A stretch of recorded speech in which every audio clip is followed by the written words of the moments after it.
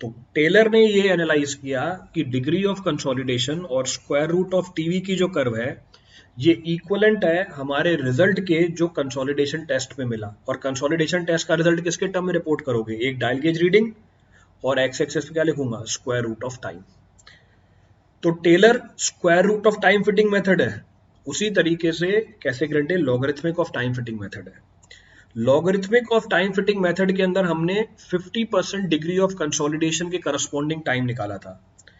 Taylor square root of time fitting method के अंदर हम 90% डिग्री ऑफ कंसोलिडेशन के करस्पॉन्डिंग टाइम निकालते हैं। तो पिछले वाले केस में 50% डिग्री ऑफ कंसोलिडेशन के करस्पॉन्डिंग टाइम निकाला, इस वाले मेथड में 90% डिग्री ऑफ कंसोलिडेशन के करस्पॉन्डिंग टाइम निकाला जाता है। अब इसके अलावा ऑब्जेक्टिव में और कोई सवाल नहीं बनता। अगर आपको टाइम पता है तो हम क्या निकाल सकते हैं? सीवी निकाल सकते हैं। You can calculate the CV. तो इसमें हम टाइम निकालते हैं corresponding to 90% degree of consolidation. TV 90 को कैसे निकालेंगे? कल आपको रिलेशनशिप बताई थी टीवी और डिग्री ऑफ कंसोलिडेशन के बीच में। In the yesterday's class, I have discussed the relationship between TV and degree of consolidation. कैसे? अगर डिग्री ऑफ कंसोलिडेशन 60% से ज्यादा होती है, अगर डिग्री ऑफ कंसोलिडेशन 60% से ज्यादा होती है, दोनों में क्या रिलेशनशिप है? अगर डिग्री ऑफ कंसोलिडेशन 60% से ज्यादा है, क्या रिलेशनशिप बताई थी कल आपको? अब ये रिलेशनशिप आपके टिप्स पे होनी चाहिए। This relationship should be on your tips. So if degree of consolidation is more than 60%, what is the relationship between the two? क्या रिलेशनशिप निकल के आती है बीच में? ये वैल्यू निकल के आएगी 1.781 minus 0.9332 log 10 100 minus u. So this is the relationship between TV and degree of consolidation. 1.781 वाला फॉर्मूला बिल्कुल सही बात है, एब्सोल्युटली करेक्ट। बाबूलाल आपने गलत लिखा है। अगर आपने 1 लिखा है तो 1.781 नहीं आएगा। अगर आपने ब्रैकेट में log 1 माइनस यू लिखा है तो आगे 1.781 नहीं आएगा। ये कल बताया भी था, माइनस 0.0851 आएगा। कल इस बात को स्पेसिफिकली बोला था कि अगर आप डिग्री ऑफ कंसोलिडेशन परसेंटेज में लिख रहे हो या डिग्री ऑफ कंसोलिडेशन फैक्टर में लिख रहे हो। कर्व फिटिंग मेथड क्यों बोल रहे हैं? क्योंकि दो कर्वों को इक्विवेलेंट बना रहे हैं, एक कर्व को दूसरी कर्व में फिट करवाया हमने, इसलिए कर्व फिटिंग मेथड यूज किया हमने।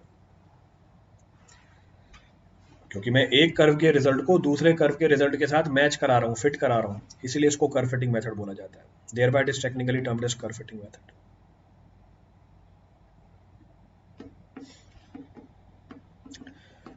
चलो आगे बढ़ते हैं। सो विल कंटिन्यू, आगे बढ़े। कल हमने डिस्कस किया था कि कंप्रेसिबिलिटी किस वजह से निकल के आती है। कंप्रेसिबिलिटी के मैंने आपको 6 कारण बताए थे, फिर ये बोला था 6 में से 2 कारण हम मानेंगे नहीं, अजम्पशन हमने ले ली थी। 2 of the reasons are not applicable. कौन कौन से 6 कारण बताए थे कंप्रेसिबिलिटी के? तो लोड अप्लाई करने की वजह से सॉइल का वॉल्यूम कम होता है बिकॉज ऑफ 6 रीजंस। पहला, compression of air, expulsion of air, compaction. Compression of water, expulsion of water. Compression of water is not considered, water को हम इनकंप्रेसिबल मानते हैं। Expulsion of water 1 degree consolidation. दूसरा, compression of soil solid, नहीं मानेंगे, assumption ली। तीसरा, plastic rearrangement of the soil solid. Clear है चीज? तो ये जो इनिशियल वॉल्यूम डिक्रीज होता है, जो इनिशियल कंप्रेशन होती है, किस वजह से होती है? इनिशियल कंप्रेशन होती है हमारी because of presence of small quantity of air. तो हमारे टेस्ट में भी जो इनिशियल कंप्रेशन निकल के आती है, जब आप टेस्ट को परफॉर्म करोगे, इनिशियली कुछ एयर रहती है, उसकी वजह से क्या मिलेगी आपको? इनिशियल कंप्रेशन मिलेगी। सेकंड पॉइंट ऑफ रेफरेंस, हमने बोला कि 1 डिग्री कंसोलिडेशन या प्राइमरी कंसोलिडेशन तब स्टार्ट होगी जब सॉइल 100% सैचुरेटेड है। पर कई बार ऐसा होता है टेस्ट के टाइम पे कि सॉइल 100% सैचुरेटेड होती नहीं है, तो इम्परफेक्ट सैचुरेशन। हमने ये माना कि जब आप लोड अप्लाई करोगे, हमने ये माना जब आप लोड अप्लाई करोगे कि सॉइल के वॉल्यूम में कोई चेंज नहीं आएगा, पर प्रैक्टिकली आता है। तो जब लोड अप्लाई किया, सॉइल के वॉल्यूम में चेंज आया। हमने ये माना कि जब हमने लोड अप्लाई किया तो सॉइल लेटरली एक्सपेंड नहीं करेगी, पॉइजन रेशियो की वजह से। पॉइजन इफेक्ट पता है? लोड अप्लाई किया, लेटरल डायरेक्शन में भी स्ट्रेन आएगी, लॉन्गिट्यूडनल डायरेक्शन में भी स्ट्रेन आएगी। तो हमने तो बोला था स्ट्रेन बहुत छोटा है, तो जब लोड अप्लाई करेंगे सॉइल का वॉल्यूम, सॉइल के वॉल्यूम में कोई चेंज नहीं आएगा, ना लॉन्गिट्यूडनल डायरेक्शन में ना लेटरल डायरेक्शन में। पर जब हम लोड अप्लाई करते हैं, प्रैक्टिकली क्या होती है? लेटरल एक्सपेंशन होती है सॉइल की। तो इन सारी रीजंस की वजह से आपको टेस्ट में भी क्या मिलेगा, इनिशियल कंप्रेशन मिलेगा। In the test also you will find the initial compression. तो ये रीजन ध्यान रखने हैं। While performing the consolidation test also we find the initial compression, हमें initial compression की वैल्यू मिलेगी। तो मैंने रीजन बता दिए क्या रीजन है इसके, what are the reasons for this।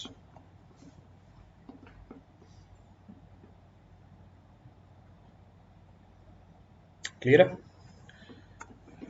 चलो आगे बढ़ते हैं। तो कंसोलिडेशन टेस्ट में हमने क्या निकाला, AV coefficient of compressibility, CV coefficient of consolidation.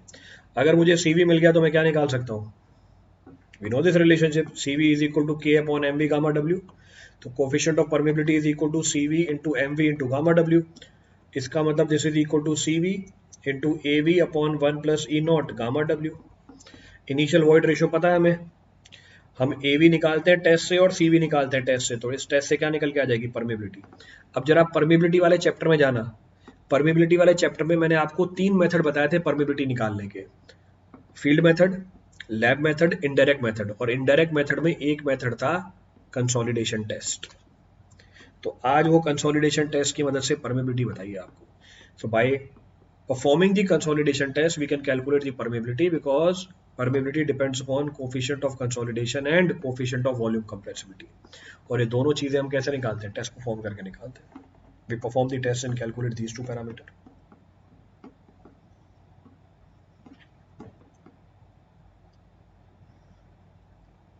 Clear है? तो अब तो कुछ है ही नहीं इस चैप्टर के अंदर, खत्म पूरा चैप्टर, क्या बचा अब, नथिंग इज देयर। तो अगर मुझे सेटलमेंट निकालनी है सॉइल की, if I have to calculate the settlement of the soil, इसमें 3 कंपोनेंट होंगे। पहला इनिशियल कंप्रेशन, ये मैं आपको फाउंडेशन वाले चैप्टर में बताऊंगा कि इनिशियल कंप्रेशन कैसे निकाली जाती है।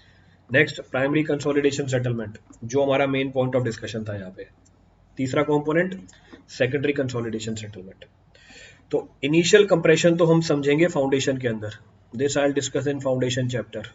तो जब फाउंडेशन आएगा उसके पहले चैप्टर में बता दूंगा आपको ये। तो बात आके रुक गई किसके ऊपर, बात आके रुक गई इनिशियल या प्राइमरी कंसोलिडेशन सेटलमेंट के ऊपर। तो अगर मुझे प्राइमरी कंसोलिडेशन सेटलमेंट निकालनी है, इसको निकालने के बहुत सारे तरीके हैं। There are several methods available to find the primary consolidation settlement. कैसे निकाल सकते हैं, how it can be computed. पहला तरीका, अगर आपको वॉइड रेशियो पता हो, first method if you know the void ratio. तो अगर आपको वॉइड रेशियो पता है तो आप इसके करस्पॉन्डिंग क्या निकाल सकते हो, सेटलमेंट निकाल सकते हो। अब एक्सप्रेशन तो डायरेक्टली लिख दिया, delta H by H naught is equal to delta E by 1 plus E naught. अब पता है डायरेक्टली कोई चीज बताने में मेरे को ही परेशानी होती है, मतलब मेरा मन नहीं मानता मैं डायरेक्टली आपको एक्सप्रेशन बता दूं कि देखो ये एक्सप्रेशन रट लो, यहाँ से क्या निकल के आ जाएगी, सेटलमेंट निकल के आ जाएगी। मैं डिराइव कर सकता हूँ इसको, इट कैन बी डिराइव्ड। अब कैसे डिराइव कर सकते हैं, how it can be derived, चलो डेरिवेशन देखते हैं। तो मुझे डेरिवेशन समझना है, I have to understand the derivation. ठीक है, डेरिवेशन भी समझी जा सकती है। कैसे डेरिवेशन को समझे, तो मुझे निकालना है change in height of the sample, यानी consolidation settlement to the original height, यही है, दिस इज दी चेंज। ठीक है, ये चेंज है। इसको मैं लिख सकता हूँ, can I write this, delta H into area of the soil, H naught into area of the soil. Multiply और डिवाइड किया एरिया से, कोई चेंज नहीं आएगा, there will be no change in the calculation. चलो ठीक है, change in height into area of the soil, तो मैं चेंज इन वॉल्यूम लिख सकता हूँ। और ये क्या लिखा हुआ है, ओरिजिनल वॉल्यूम लिखा हुआ है सॉइल का, this is the original volume of the soil. ठीक है, ये बात भी समझ में आती है। फिर हमें ये भी पता है कि हम वॉल्यूम ऑफ सॉइल को वॉल्यूम ऑफ सॉलिड के टर्म में लिख सकते हैं। हमें ये भी पता है हम वॉल्यूम ऑफ सॉइल को वॉल्यूम ऑफ सॉलिड के टर्म में भी लिख सकते हैं। कैसे लिख सकते हैं, क्या रिलेशनशिप होती है, वॉल्यूम ऑफ सॉलिड, तो वॉल्यूम ऑफ सॉइल को लिखना है वॉल्यूम ऑफ सॉलिड के टर्म में। तो अगर वॉल्यूम ऑफ सॉइल को लिखना है वॉल्यूम ऑफ सॉलिड के टर्म में, what is the relationship available, क्या रिलेशनशिप अवेलेबल है हमारे पास, ये मैंने आपको पहले चैप्टर में बताया था। अगर मुझे वॉल्यूम ऑफ सॉइल को वॉल्यूम ऑफ सॉलिड के टर्म में लिखना है, what is the relationship available, it is equal to volume of solid into 1 plus void ratio. उसी तरीके से change in volume of soil will be equal to volume of solid into change in void ratio. तो volume of solid तो cancel out हो गया, क्या बच गया, change in void ratio upon 1 plus original void ratio. तो मैंने direct नहीं लिखा, मैंने आपको डिराइव करके दे दिया। तो अगर आपको क्या पता है, अगर आपको वॉइड रेशियो पता है, if you know the void ratios you can calculate the consolidation settlement. आप कंसोलिडेशन सेटलमेंट को निकाल सकते हो। कौन सी? Primary consolidation settlement. पहले एक्सप्रेशन में किसी को कोई डाउट हो? Any doubt in the first expression?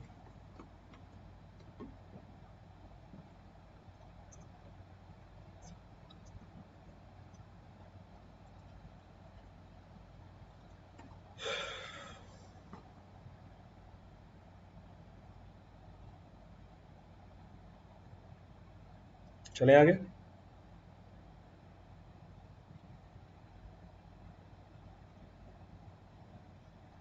चलो आगे चलते हैं।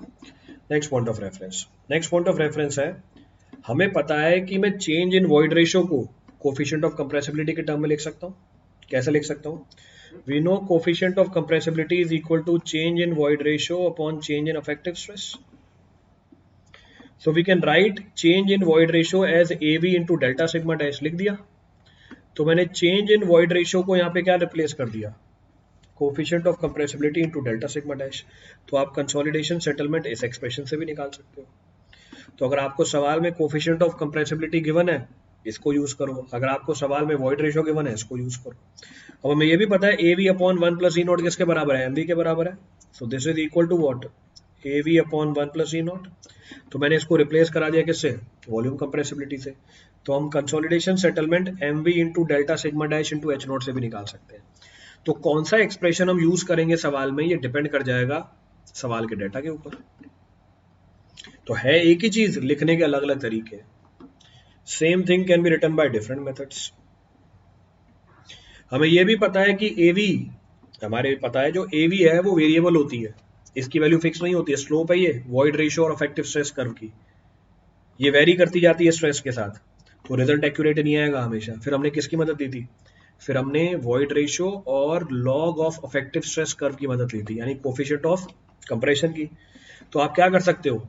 चेंज इन वॉइड रेशियो को कोफिशिएंट ऑफ कंप्रेशन के टर्म में भी लिख सकते हो।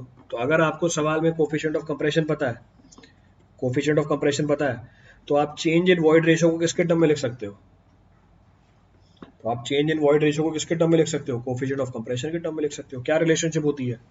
तो coefficient of compression is equal to change in void ratio log 10 sigma 1 dash upon sigma naught dash, यही रिलेशनशिप है। तो डेल्टा ई यहीं पे था, डेल्टा ई की जगह क्या लिख दिया? CC इंटू लॉग 10, ये रहा CC इंटू लॉग 10। बाकी ये चीज तो पहले की लिखी हुई है। अगर आप कोफिशिएंट ऑफ कंप्रेशन यूज कर रहे हो, यानी सॉइल कैसी है? नॉर्मली कंसोलिडेटेड है। पर लेट अस सपोज सॉइल हमारी ओवर कंसोलिडेटेड है, कोफिशिएंट ऑफ कंप्रेशन की जगह क्या आ जाएगा? कोफिशिएंट ऑफ रिकंप्रेशन आ जाएगा। So if the soil is over consolidated, instead of coefficient of compression, you will write coefficient of recompression. Let us suppose कुछ particular range of stress के लिए soil over consolidated है, कुछ particular range of stress के लिए ये हमारा sigma naught dash है, ये हमारा सिग्मा 1 डैश है, सिग्मा 1 डैश है, और ये हमारी सिग्मा 2 डैश है। तो यहाँ पर सॉइल है ओवर कंसोलिडेटेड, यहाँ पर सॉइल है नॉर्मली कंसोलिडेटेड। तो जिस रेंज ऑफ स्ट्रेस के लिए सॉइल ओवर कंसोलिडेटेड है, आप किसको यूज करोगे? कोफिशिएंट ऑफ रिकंप्रेशन को। जिस रेंज ऑफ स्ट्रेस के लिए सॉइल, जिस रेंज ऑफ स्ट्रेस के लिए सॉइल नॉर्मली कंसोलिडेटेड है, आप किसको यूज करोगे? You will be using what? You will be using what? You will be using coefficient of compression. बस यही चीज है, तो कोई सा ही पॉइंट रिपीट करना उसमें से।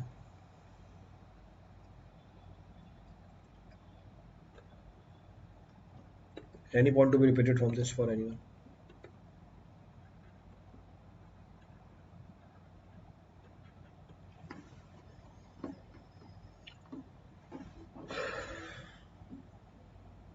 खत्म पूरी कहानी।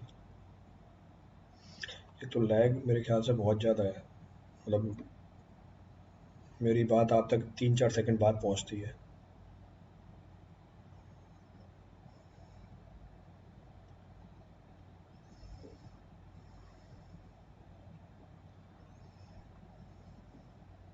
चले आगे, चलो भैया आगे चलते हैं। अप्लाई करो। सो प्रॉब्लम है, प्रॉब्लम अप्लाई करो। The initial and the final void ratio of the clay sample in the consolidation test are 1 and 0.5. If the initial thickness of the sample is 2.4 the final thickness, निकाल सकते हैं। तो हमें पता है delta H upon H naught is equal to delta E upon 1 plus E naught, यही है। तो अगर मैं चेंज इन थिकनेस निकालूं, this will be equal to change in void ratio 1 minus 0.5 upon 1 plus 1, यही है 1 प्लस 1। इनिशियल हाइट कितनी है? इनिशियल हाइट है हमारी 2.4, इनिशियल हाइट है हमारी 2.4। तो ये वैल्यू कितनी निकल के आ गई, जरा देखना, change in thickness. Delta H निकाल के बताओ जरा कितना आ रहा है। 0.5 डिवाइड बाय 2 यानी 1/4, 1/4 हो गया तो 1/4 हो गया, तो इसका 1/4 तो हो गया 0.6 सेंटीमीटर। तो हमारी एच फाइनल क्या होगी, H not minus delta H. So 2.4 minus 0.6, 1.8 centimetre. Please repeat that total settlement formula. देखो टोटल सेटलमेंट फॉर्मूला क्या है, हम सिग्मा नॉट डैश से सिग्मा 1 डैश तक गए, ये हमारी प्री कंसोलिडेशन स्ट्रेस है। तो इनिशियली सॉइल कैसी है, ओवर कंसोलिडेटेड। तो जब ओवर कंसोलिडेटेड है हम कोफिशिएंट ऑफ क्या यूज करते हैं, रिकम्प्रेशन यूज करते हैं। फिर जब मैं सिग्मा 1 डैश से सिग्मा 2 डैश तक गया, सॉइल मेरी क्या बनी, नॉर्मल कंसोलिडेटेड सॉइल। अब मैं किसको यूज करूंगा, कोफिशिएंट ऑफ कंप्रेशन को यूज करूंगा। I will be using coefficient of compression. दोनों को जोड़ दोगे टोटल सेटलमेंट निकल के आ जाएगी। If you add both you will get total settlement.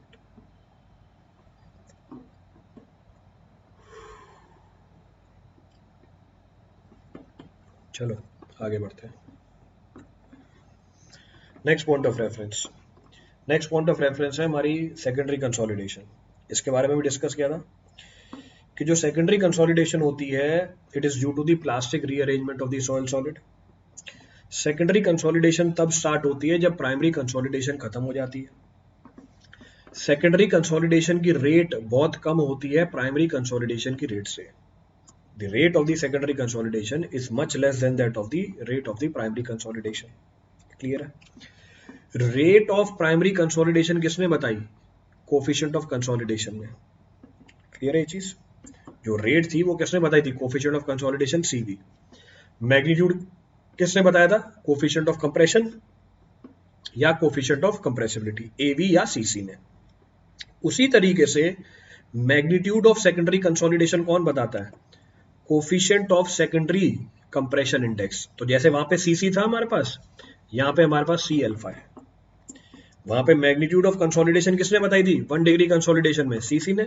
यहाँ पर कौन बताता है, C अल्फा बताता है। क्लियर है? इसको हम बोलते हैं coefficient of secondary compression index. तो इसको लिख देता हूं, ये हमारा है coefficient of secondary compression index, coefficient of secondary compression index C alpha. This is equal to what, change in void ratio upon delta log t, change in log of time।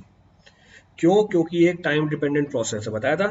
Primary consolidation takes place due to change in effective stress, but secondary consolidation takes place at a constant stress, but it is a time taking process. ये एक time taking process है। तो अगर मुझे settlement निकालनी है, delta H by H naught which is equal to delta E upon 1 plus E naught, डाल दो वैल्यू उठा के यहाँ पे, पुट दी वैल्यू। तो मैं क्या बोलूंगा, delta H is equal to delta E, delta E कितना है, C alpha into delta log T upon 1 plus E naught. अब ध्यान रखना ई नॉट मतलब जहां से सेकेंडरी कंसोलिडेशन स्टार्ट हुई। सेकेंडरी कंसोलिडेशन स्टार्ट हुई जब प्राइमरी कंसोलिडेशन खत्म हुई, तो इसका मतलब ये ई नॉट क्या है, प्राइमरी कंसोलिडेशन की फाइनल वॉइड रेशियो है। अब delta log T, delta log T मतलब, डेल्टा लॉग टी का मतलब क्या हुआ, change in log of time. कहानी कहां से स्टार्ट हुई, जब प्राइमरी कंसोलिडेशन खत्म हो गई। तो इसको मैं ऐसे भी लिख सकता हूं, C alpha upon 1 plus EF into H naught, ये एच नॉट तो है ही, into H naught log T upon T final. इस तरीके से लिख दो। Sir the terms in log I didn't get them, please explain once more. Terms in log I didn't explain, ये लो भैया, कहाँ गया, CC कहाँ लिखा था मैंने, ये रहा, ये लिखा हुआ है CC। Coefficient of compression is equal to change in void ratio log of sigma one dash upon sigma naught dash, यही है। तो जब मैं सिग्मा नॉट डैश से सिग्मा वन डैश पे आया, मेरे को चेंज इन वॉइड रेशियो निकालनी थी तो मैं चेंज इन वॉइड रेशियो को क्या लिखूंगा, delta E is equal to C C log 10 sigma one dash by sigma naught dash. फिर जब मैं सिग्मा वन से सिग्मा टू पे आया, तो सिग्मा वन से सिग्मा टू पे आया, इसका मतलब न्यूमरेटर में कौन सी वैल्यू है, सिग्मा टू हो जाएगी, डिनोमिनेटर में कौन सी वैल्यू हो जाएगी, सिग्मा वन हो जाएगी। तो इसको मैं ऐसे भी लिख सकता हूँ, delta E log 10 sigma two dash upon sigma one dash. तो ये डेल्टा ई वन बना, अब आगे डेल्टा ई टू लिखा, delta E two is equal to C C log 10 delta two dash upon sigma two dash upon sigma one dash. अब मुझे total settlement निकालनी है, तो delta H one plus delta H two. जब मेरी soil over consolidated थी delta H one, जब normally consolidated है delta H two. Delta H one कितना होगा, delta E one H naught upon one plus E naught. Delta H two कितनी होगी, delta E two H naught upon one plus E naught. अब क्या बताऊं इसके अंदर भैया, डाल दो डेल्टा ई वन की वैल्यू, डाल दो डेल्टा ई टू की वैल्यू, दोनों को जोड़ दो, ये वाला एक्सप्रेशन आ जाएगा।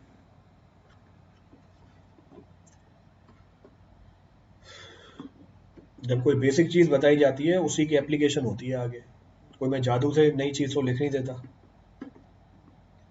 सेम वही चीज लिख रहा होता हूँ।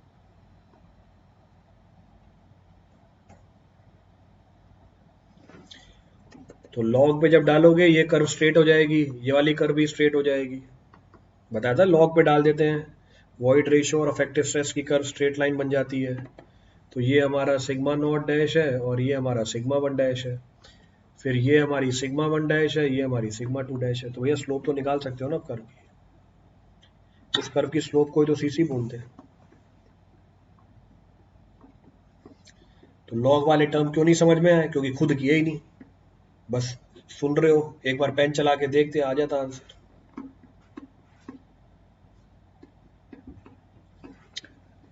चलो भैया आगे बढ़ते हैं। So this will give you what, this will give you magnitude of the secondary consolidation. ये आपको मैग्नीट्यूड निकाल के देगा सेकेंडरी कंसोलिडेशन का।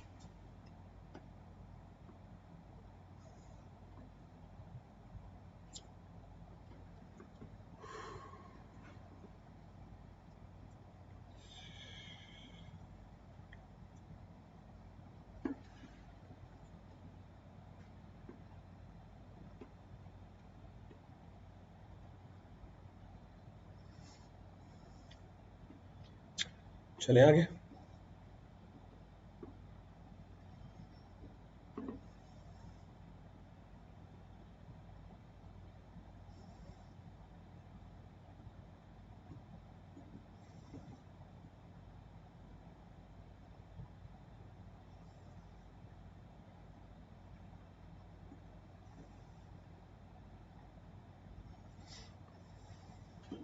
Shall we continue?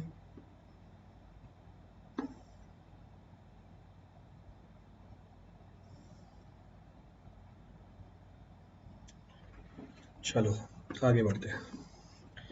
Next of the point of discussion is, अगला पॉइंट ऑफ डिस्कशन है हमारा vertical sand rains.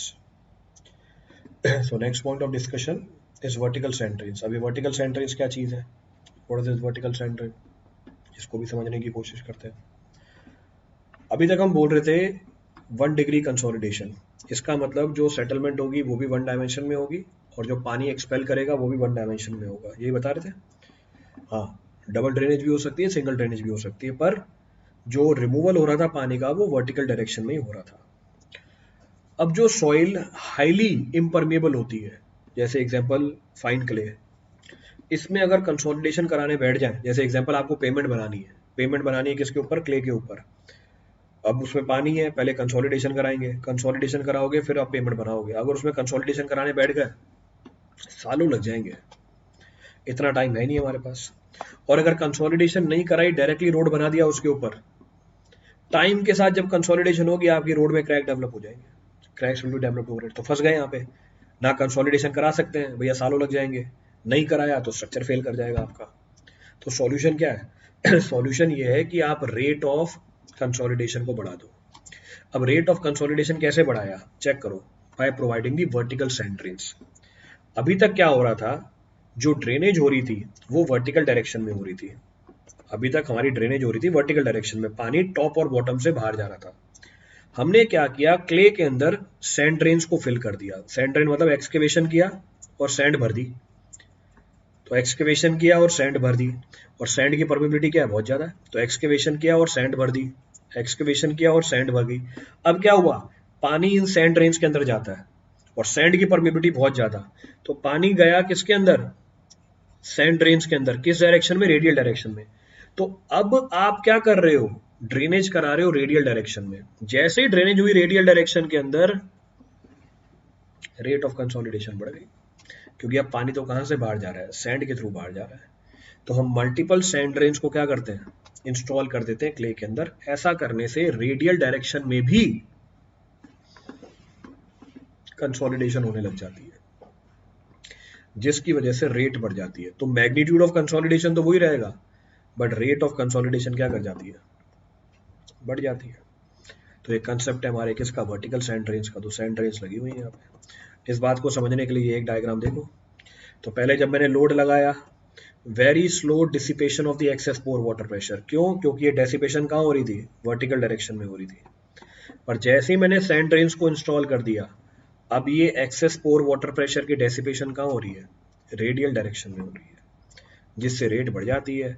Rate बढ़ गई कंसोलिडेशन की, अब 4-5-6 महीने में ही कंसोलिडेशन पूरी हो जाती है। इतना टाइम लगता है ये रोड को बनने में। इसका मतलब कंस्ट्रक्शन के बाद आपको कंसोलिडेशन नहीं मिलेगी। It means after construction consolidation will not be observed.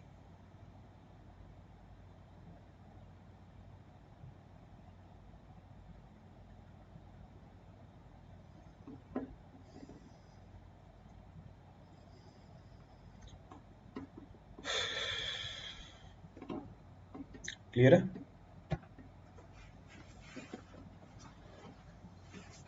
Repeat करना है इसमें कुछ भी?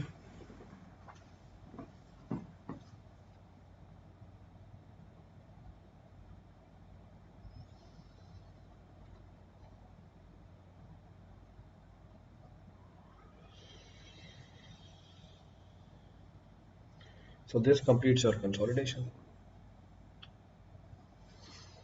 तो इससे पहले हमने कॉम्पैक्शन किया था, today we have completed consolidation.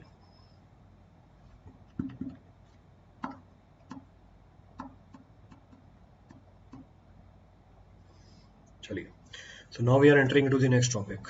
अच्छा, ये भी है, ये भी देख लो सवाल।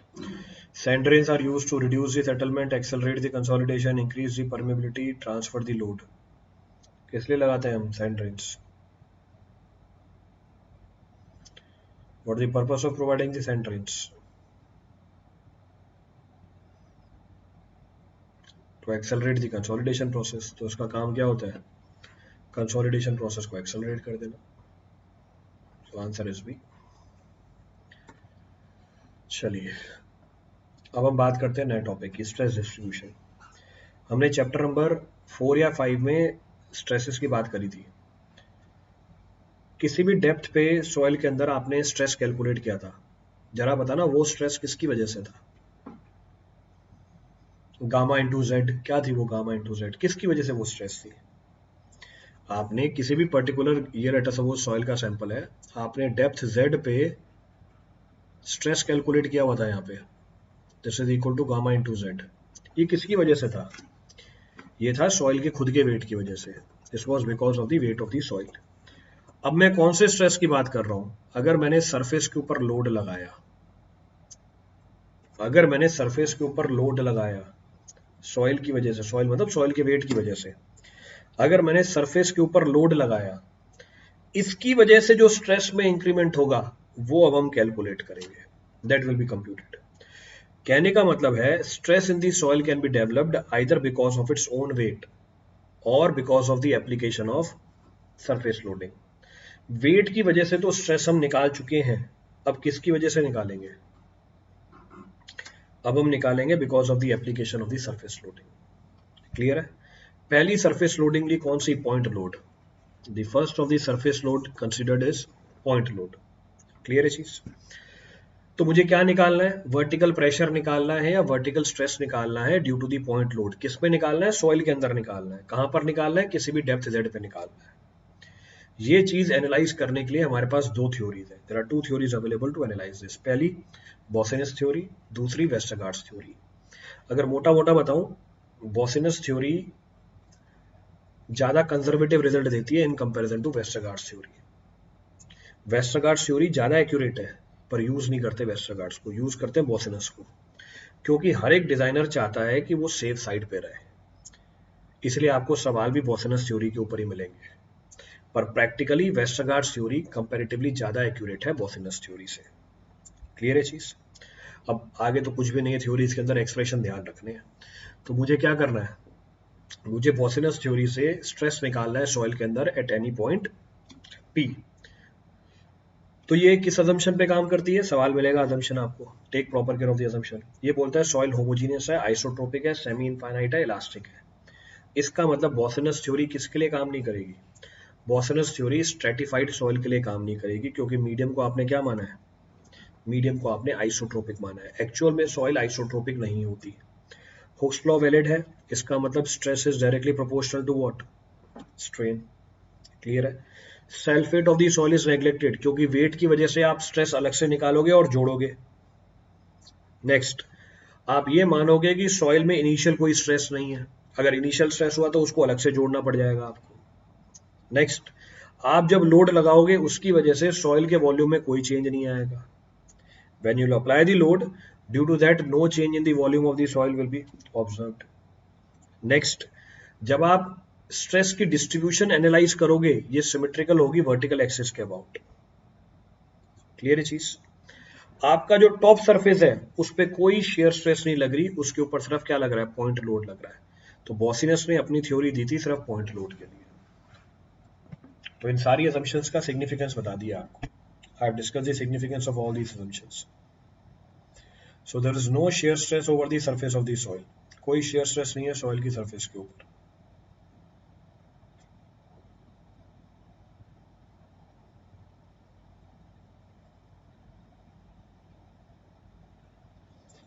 क्लियर है? होमोजेनियस आइसोट्रोपिक बता दो। होमोजेनिटी का मतलब है अलग अलग पॉइंट पे सेम डायरेक्शन की प्रॉपर्टी सेम होगी। This is known as homogeneity. Isotropic का मतलब है किसी भी पॉइंट पे हर डायरेक्शन की प्रॉपर्टी सेम होगी। आइसोट्रोपिक का मतलब है किसी भी पॉइंट पे हर डायरेक्शन की प्रॉपर्टी सेम होगी। होमोजेनिटी का मतलब है अलग अलग पॉइंट पे सेम डायरेक्शन की प्रॉपर्टी सेम होगी। तो ये होमोजेनिटी और आइसोट्रोपी हो गई। This is known as homogeneity and isotropy.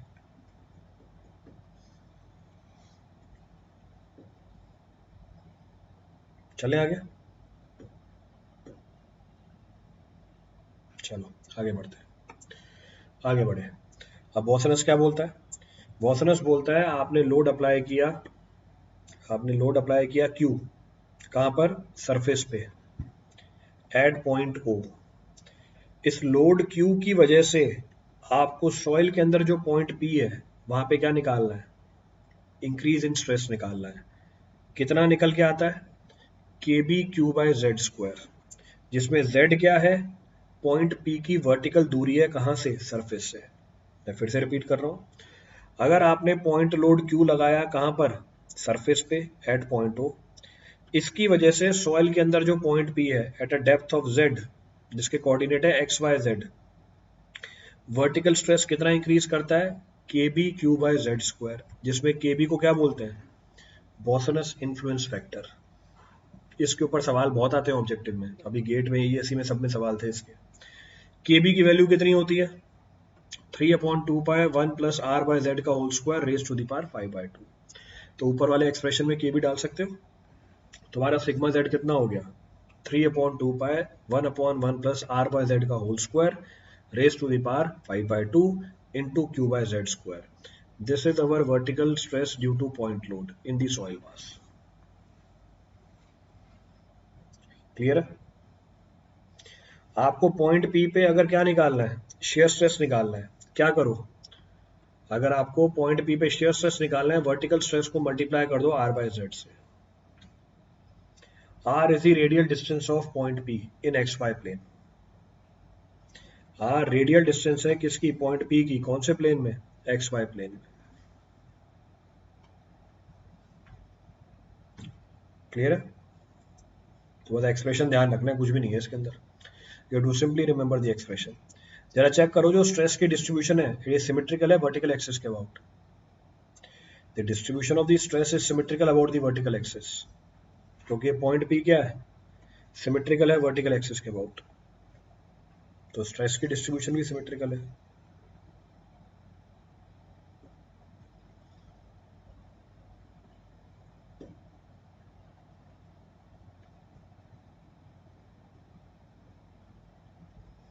Clear है? चलें आगे.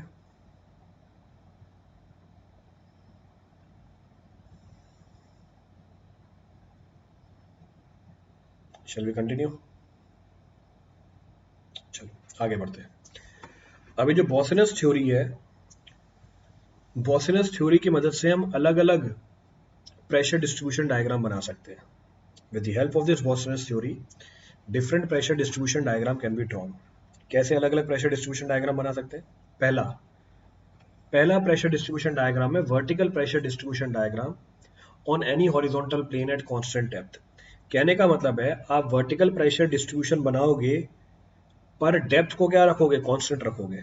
तो डेप्थ इज केप्ट कांस्टेंट, आप किसको वेरी करा दोगे, आर को वेरी करा दोगे. तो आपको वर्टिकल प्रेशर निकालना है अलग अलग पॉइंट पे जो रेडियली वेरी कर रहे हैं पर डेप्थ उनकी कांस्टेंट है. तो निकाल सकते हैं. कैसे निकाल सकते हैं? देखो भैया, अगर मेरी डेप्थ कांस्टेंट है, जेड कांस्टेंट है, मैंने आर की वैल्यू 0 करी, के भी निकल के आ गया. फिर दूसरे केस में क्या किया, जेड मेरी कांस्टेंट है, मैंने आर बाय जेड को 0.5 कर दिया. जब आर बाय जेड 0.5 निकल के आ गई तो मेरी फिर से केबी की वैल्यू निकल के आ गई. मैंने जेड को कांस्टेंट रखा, आर बाय जेड की वैल्यू 1 कर दी, फिर से मेरी केबी की वैल्यू निकल के आ गई. मैंने जेड को कांस्टेंट रखा, आर बाय के की वैल्यू 2 ली, फिर से मेरी केबी की वैल्यू निकल के आ गई. अब मैंने इसको प्लॉट किया. कहाँ गया प्लॉट? हाँ, ये मेरा प्लॉट है. देखो डेप्थ कांस्टेंट है, डेप्थ इज केप्ट कांस्टेंट. पहला केस r0 लिया आपने, r0 लिया, केबी की वैल्यू कितनी आई, 0.4775 क्यू बाय जेड स्क्वायर. फिर आपने r बाय जेड की वैल्यू कितनी ले ली, 0.5 ले ली, यानी r को 0.5 जेड रख दिया. उस केस में केबी की वैल्यू कितनी आई, 0.2733, और ऐसे ही वैल्यू वेरी कराते गए. आपको क्या मिला, अलग अलग पॉइंट मिला इस कर्व के ऊपर, आपने सारे पॉइंट जोड़ दिए, कर्व बन गई. तो ये क्या प्रेशर डिस्ट्रीब्यूशन डायग्राम है. कौन सा, वर्टिकल प्रेशर डिस्ट्रीब्यूशन डायग्राम. आप पॉइंट लोड क्यू की वजह से क्या निकाल रहे हो, वर्टिकल प्रेशर की वैल्यू निकाल रहे हो. कहां पर, एक हॉरिजॉन्टल सरफेस के ऊपर जिसकी डेप्थ क्या है, कांस्टेंट है. तो फिर वेरी क्या करा रहे हैं हम, रेडियस वेरी करा रहे हैं, we are varying the radius. अब आप बोलोगे सर इसका फायदा क्या हुआ, इसका बिल्कुल फायदा हुआ. कैसे फायदा हुआ? लेट अस सपोज आपने अपना घर बनाया, लेट अस सपोज आपने अपना घर बनाया. घर बनाने के लिए आपने फाउंडेशन कंस्ट्रक्ट करी, ये आपकी फाउंडेशन है, पॉइंट लोड की तरह काम करेंगी ये, तो पॉइंट लोड की तरह काम करेंगे. अब आपको इन सारे फाउंडेशन लोड की वजह से रिजल्टेंट स्ट्रेस निकालना है किसी भी एक पॉइंट पे. तो मैं क्या करूंगा, मैं इस प्रेशर डिस्ट्रीब्यूशन डायग्राम की मदद लूंगा. क्यों, अलग अलग कैलकुलेशन करूंगा, टाइम बहुत लगेगा. जैसे ही मेरे पास ये प्रेशर डिस्ट्रीब्यूशन डायग्राम अवेलेबल है, as soon as I know the pressure distribution diagram shown here, मैं हर लोड की वजह से किसी भी आर पे क्या निकाल सकता हूँ, स्ट्रेस निकाल सकता हूँ. क्योंकि सारे आर के लिए स्ट्रेस पता है मुझे, सबको जोड़ दूंगा, एक साथ रिजल्ट आ जाएगा. तो ये एडवांटेज निकल के आता है. तो ये प्रेशर डिस्ट्रीब्यूशन डायग्राम बनाने का फायदा क्या हुआ, हम डायरेक्ट अपनी कैलकुलेशन को कर सकते हैं बिना टाइम वेस्ट किए. यहां से एक जानकारी और मिली, हमारा वर्टिकल प्रेशर मैक्सिमम किसके नीचे होता है, पॉइंट लोड के नीचे ही होता है. So vertical pressure comes out to be maximum just below the point load.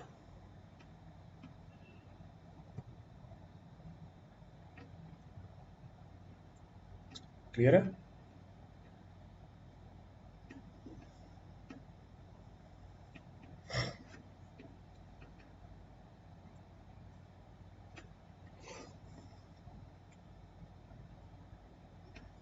Surface पे नहीं है, पॉइंट लोड के नीचे है.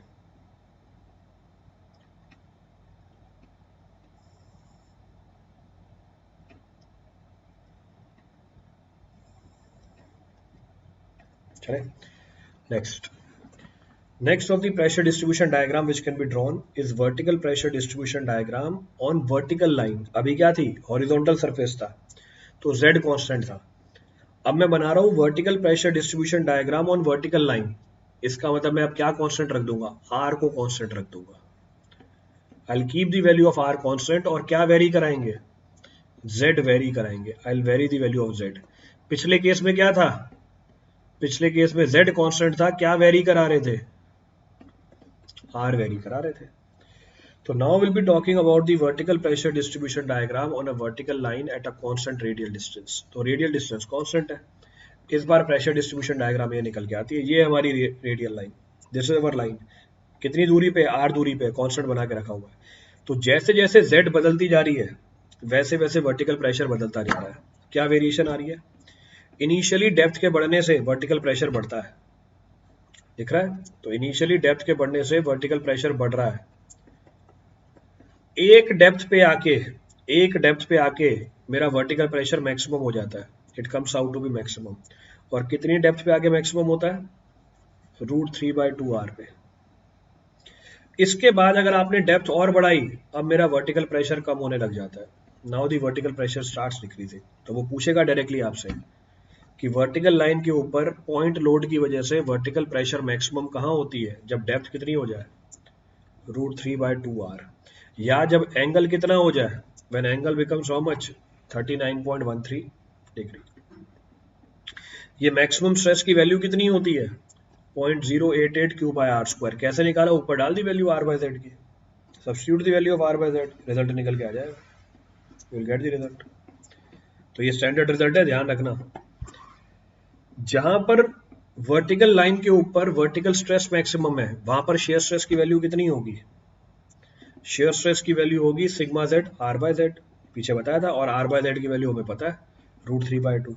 So it comes out to be 0.071.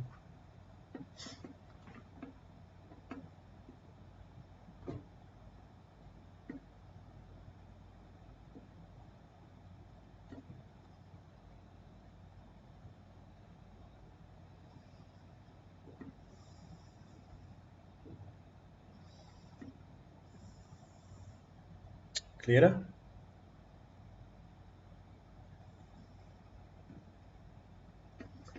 चलो, अब जैसे पार्थ ने बोला जब दोनों को मर्ज करेंगे क्या बन जाएगा? प्रेशर बल्ब बन जाएगा. बिल्कुल सही बात है. तो अगर मैं दोनों को मर्ज कर दूं, मतलब अब R भी वेरी करा दूं और Z भी वेरी करा दूं. तो R भी वेरी करा दिया, Z भी वेरी करा दिया. इसे मैं क्या बोल देता हूँ? इसे मैं बोल देता हूँ स्ट्रेस आइसोबार या आइसोबार डायग्राम या प्रेशर बल्ब. तो ये तीसरा वर्टिकल प्रेशर डिस्ट्रीब्यूशन डायग्राम है. So stress isobar is the contour joining the points having equal vertical pressure below the ground surface.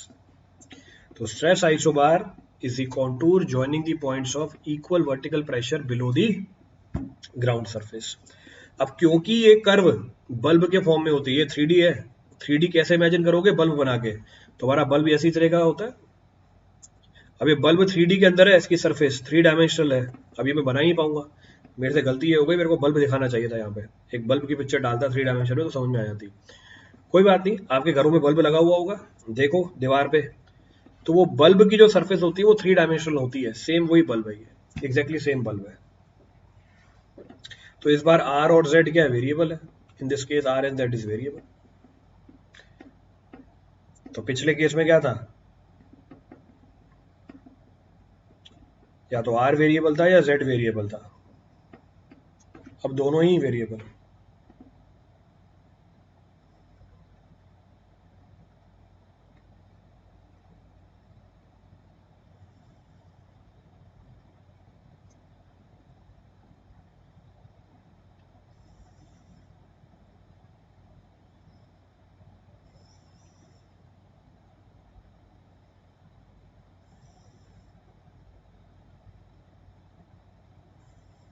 Clear है पूरी कहानी?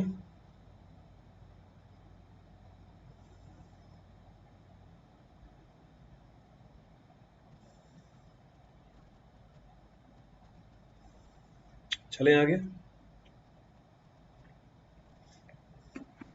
चलो, पीछे एक सवाल था, मेरे ख्याल से वो छोड़ दिया था, देखो।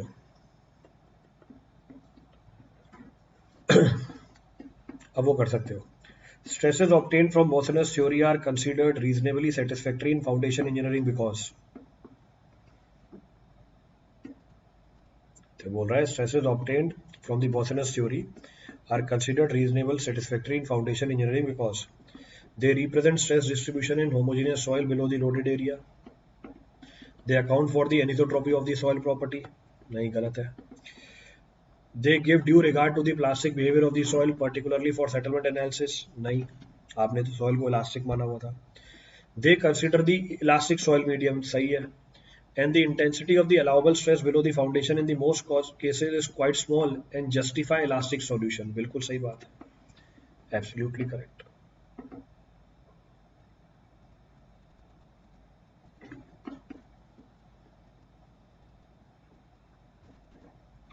तो assumption थी हमारी, जब आप लोड अप्लाई करोगे तो स्ट्रेन क्या होगी, बहुत छोटी मिलेगी आपको। तो ये इलास्टिक बिहेवियर को जस्टिफाई कर देता है, it justifies elastic behaviour. Next सवाल उठाओ। Isobar is a line which connects all the points below the ground surface at which what happens? यहाँ पर क्या होता है, वर्टिकल स्ट्रेस सेम होता है, at which the vertical stress is same.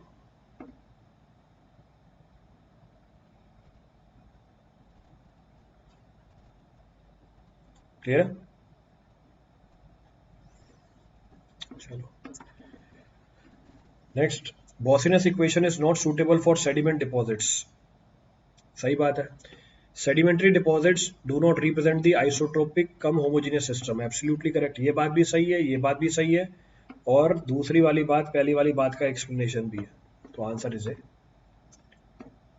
तो Bossinus थ्योरी में तो हम क्या मानते हैं, मीडियम होमोजेनियस आइसोट्रोपिक है, पर अगर सेडिमेंट्री डिपॉजिट्स हैं, इसका मतलब इसकी प्रॉपर्टी तो क्या कर रही है, वेरी कर रही है, तो आइसोट्रोपिक मीडियम नहीं है, मीडियम इज नॉन आइसोट्रोपिक, तो ये सूट नहीं करती सेडिमेंट्री डिपॉजिट्स के लिए।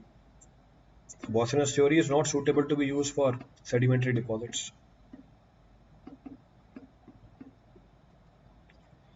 क्लियर है? चलो आगे बढ़ते हैं। नेक्स्ट हमारी थ्योरी है वेस्टरगार्ड थ्योरी। अब वेस्टरगार्ड ने क्या मानी थी असम्पशन, देखना, सॉइल इज होमोजीनियस, पीछे भी यही थी। इसने बोला सॉइल इज सेमी इनफाइनाइट, पीछे भी यही थी। सॉइल कैसी है, नॉन आइसोट्रोपिक। पीछे सॉइल क्या मानी गई थी, पीछे सॉइल मानी गई थी आइसोट्रोपिक। एक्चुअल में सॉइल क्या होती है, नॉन आइसोट्रोपिक होती है। इसका मतलब इसकी असम्पशन रियल चीज से मैच कर रही है, इसीलिए इसके रिजल्ट क्या करते हैं, ज्यादा एक्यूरेट होते हैं। Hence its results are comparatively more accurate. इसलिए वेस्टरगार्ड थ्योरी कहाँ काम कर जाती है, स्ट्रेटिफाइड सॉइल में भी काम कर जाती है। It also suitable to be use for stratified soil, जबकि बॉसनस थ्योरी काम नहीं करेगी। Next point of reference, Westergaard क्या बोलता है, जो मेरा हॉरिजॉन्टल सरफेस है, जो मेरा हॉरिजॉन्टल सरफेस है ये रिजिड है। कहने का मतलब है हॉरिजॉन्टल डायरेक्शन में आपको कोई स्ट्रेन नहीं मिलेगा, तो लिखा हुआ है हॉरिजॉन्टल डायरेक्शन में कोई स्ट्रेन नहीं मिलेगा। सारी की सारी स्ट्रेन कहाँ मिलेगी आपको, वर्टिकल डायरेक्शन में मिलेगी। सारी की सारी स्ट्रेन कहाँ मिलेगी आपको, वर्टिकल डायरेक्शन के अंदर मिलेगी। तो इसने असम्पशन ली कि जो मेरा हॉरिजॉन्टल सरफेस है ये रिजिड है, इसलिए आपको हॉरिजॉन्टल प्लेन में या हॉरिजॉन्टल डायरेक्शन में कोई भी स्ट्रेन नहीं मिलेगी after the application of the load. जितना भी स्ट्रेन आएगा कहां पर आएगा, वर्टिकल डायरेक्शन में आएगा। इसका मतलब ये हुआ, अगर मैं पॉइजन रेशो निकालूं, क्या होती है पॉइजन रेशो, अगर मैं पॉइजन रेशो निकालूं क्या होती है, lateral strain to the longitudinal strain, इसकी वैल्यू कितनी हो जाएगी, 0। अगर मैं मॉडुलस ऑफ इलास्टिसिटी निकालूं हॉरिजॉन्टल प्लेन के अंदर, this is equal to stress by strain, और स्ट्रेन की वैल्यू 0 है यानी इन्फिनिटी, यानी हमारा मीडियम कैसा हो गया, रिजिड हो गया। It means medium is rigid. तो इसकी असम्पशन है कि मेरा मीडियम रिजिड है, किसमें, हॉरिजॉन्टल डायरेक्शन के अंदर। क्लियर चीज। अब ये भी क्या बोलता है, ये भी बोलता है अगर आपको किसी भी पॉइंट पी पे सॉइल मास के अंदर स्ट्रेस निकालना है, ये किसके बराबर होगा, K W Q by Z square. पीछे क्या था, के बी था, अब के डब्ल्यू आ गया। के बी क्या थी, Boussinesq influence factor, K W क्या है, वेस्टरगार्ड्स इन्फ्लुएंस फैक्टर। इस फैक्टर की वैल्यू अलग है, 1/π 1/1 + 2 r/z का whole square raise to the power 3/2। पीछे के बी की वैल्यू डिफरेंट थी, यहाँ पे के डब्ल्यू की वैल्यू डिफरेंट है। फिर से आपको ये एक्सप्रेशन ध्यान रखना है, you have to take care of this expression. तो K W is equal to 1 by pi into 1/1 + 2 r by Z का whole square raise to the power 3/2। फिर से मैक्सिमम स्ट्रेस कहाँ मिलेगा? बिलो द पॉइंट लोड, यानी जब z की value क्या हो जाए फाइनाइट हो जाए, r की वैल्यू क्या हो जाए? 0 हो जाए। कितनी वैल्यू निकल के आती है? 0.318। पीछे कितनी आ रही थी? 0.4775। अगर मैं दोनों के वर्टिकल प्रेशर डिस्ट्रीब्यूशन डायग्राम को सुपर इम्पोज करके बताऊं, किसके? वेस्टरगार्ड थ्योरी और बॉसिनस थ्योरी के। अगर मैं दोनों के वर्टिकल प्रेशर डिस्ट्रीब्यूशन डायग्राम को सुपर इम्पोज करके बताऊं, जरा चेक करना। बॉसिनस थ्योरी में पॉइंट लोड के जस्ट नीचे फैक्टर था 0.4775, यहां पर कितना है? 0.318। दोनों थ्योरीज हमें इक्वल स्ट्रेस बताते हैं, कब? जब r बाय जेड कितना हो जाए? 1.52 हो जाए। इसका मतलब जब r बाय जेड की वैल्यू 1.52 से कम होती है तो बॉसनस थ्योरी आपको ज्यादा स्ट्रेस निकाल के देता है वेस्टरगार्ड थ्योरी से। जब r बाय जेड 1.52 होती है, जब r बाय जेड 1.52 होती है, उस समय दोनों आपको सेम वर्टिकल स्ट्रेस निकाल के देंगे। पर जब r बाय जेड 1.52 से ज्यादा हो जाएगा, तब result obtain by the Westergaard theory ज्यादा निकल के आएंगे बॉसनस थ्योरी से। पर जब r बाय जेड 1.52 से ज्यादा होगा, स्ट्रेस का मैग्नीट्यूड ही नेग्लिजिबल हो जाता है, तो कोई मतलब ही नहीं रहा। ये कर्व में बस थोड़ा सा करेक्शन है, ये कर्व में करेक्शन ये है, दिस इज द करेक्शन, बाकी तो कोई दिक्कत नहीं है, rest there is no issue. तो जो ये ऊपर वाली कर्व है ये नहीं है, वो जिसने बनाया है डायग्राम उसने सही नहीं बना रखा। क्लियर? इसने क्या बोला था पीछे? बॉसनस थ्योरी ज्यादा कंजर्वेटिव है। क्यों? क्योंकि ये प्रैक्टिकल रेंज में आपको ज्यादा स्ट्रेस बताती है। देखो ज्यादा स्ट्रेस बता रही है, it is giving you the more stress, इसलिए हर एक डिजाइनर इसे ही फॉलो करता है। Hence every designer follows Boussinesq theory, जबकि वेस्टरगार्ड थ्योरी ज्यादा एक्यूरेट है। Westergaard theory is more accurate.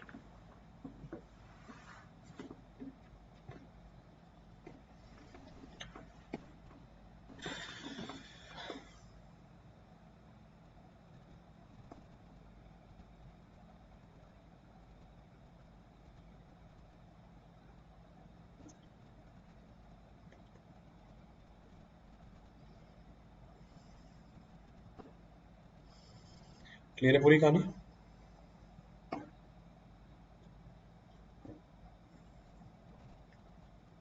चलिए, so the process is clear.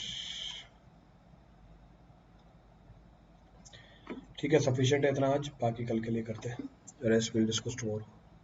अच्छा एक सवाल है, सवाल कर लो वेस्टरगार्ड्स के ऊपर, बाकी फिर कल करेंगे, रेस्ट विल डिस्कस टुमारो।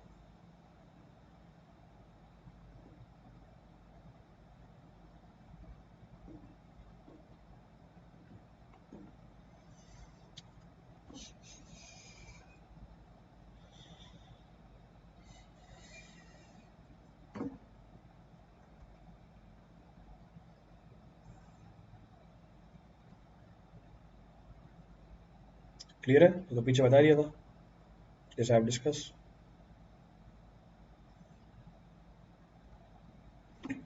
सो 1.52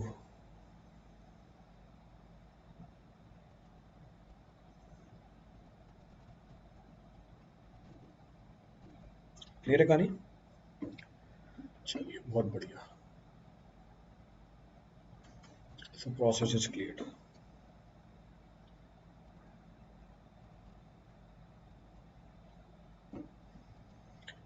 बाकी कल कंटिन्यू करते हैं।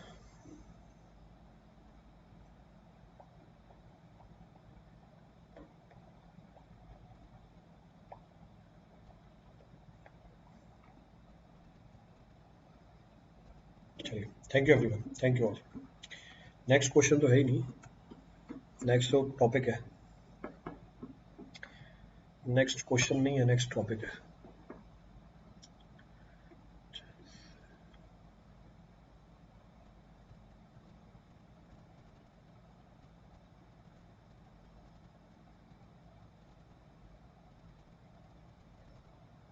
क्लियर है? चलिए, thank you everyone, thank you all.